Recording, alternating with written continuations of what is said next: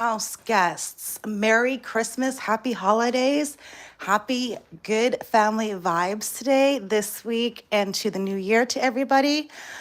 I am here frantically trying to put together Christmas at the last minute. Yes, it's Christmas today. My kids are still sleeping.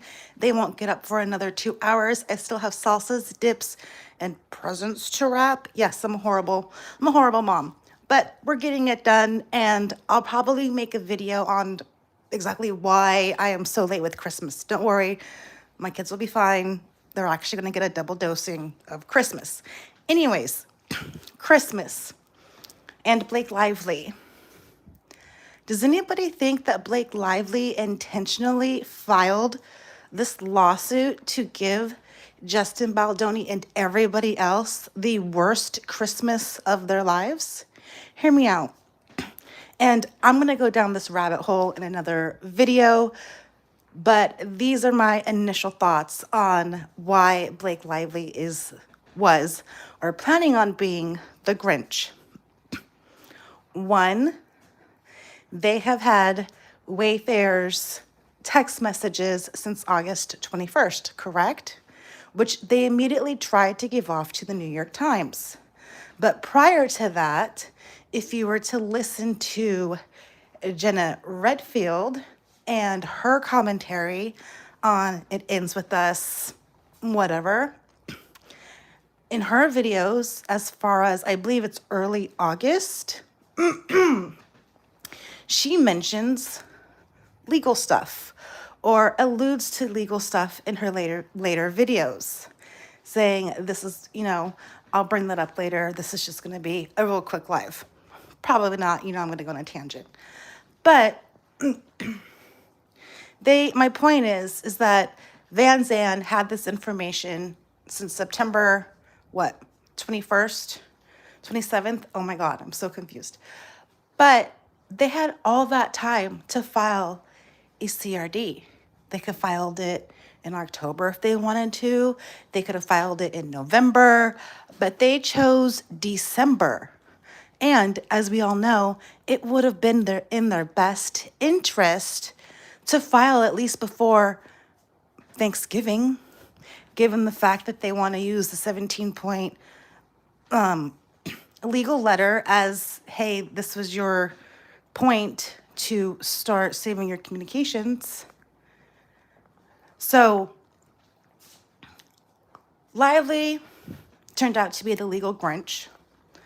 And her lawyers, I'm thinking, are probably thinking the same thing that Lively was thinking.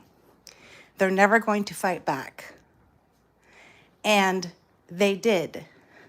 But if you take a look at the lawyers, the Van Sham is a defamation lawyer.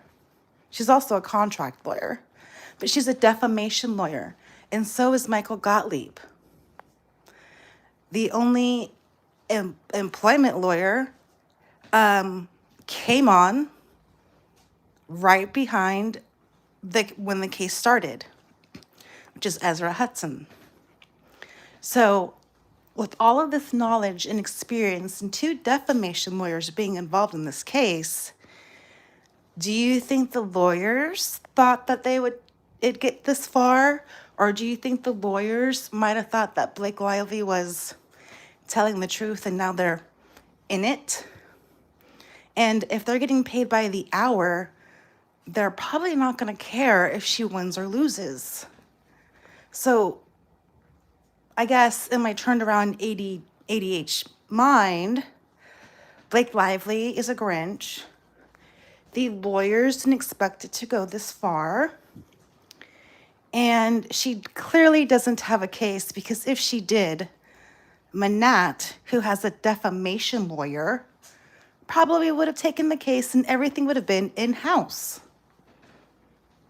Manat would have made a whole bunch of money because they would be utilizing their own lawyers.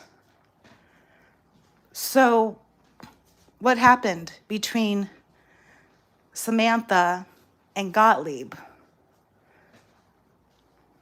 Just a thought. I'm going to do a video and do a deeper dive just to make sure I get dates and things right. But It's just a crazy Christmas, horrible Grinch Christmas Blake Lively theory that I had.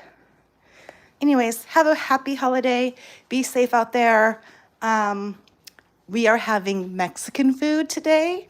I'm not sure what you guys do for traditional Christmas, but this year we're doing Mexican. So we are doing some breakfast burritos that I am making. I am also making like 3 or 4 different salsas. And then I have my fail safe spinach dip. Wish me luck on that because I had to find a different soup mix. So I'm hoping it's not too salty because, those things get kind of risky. But anyways,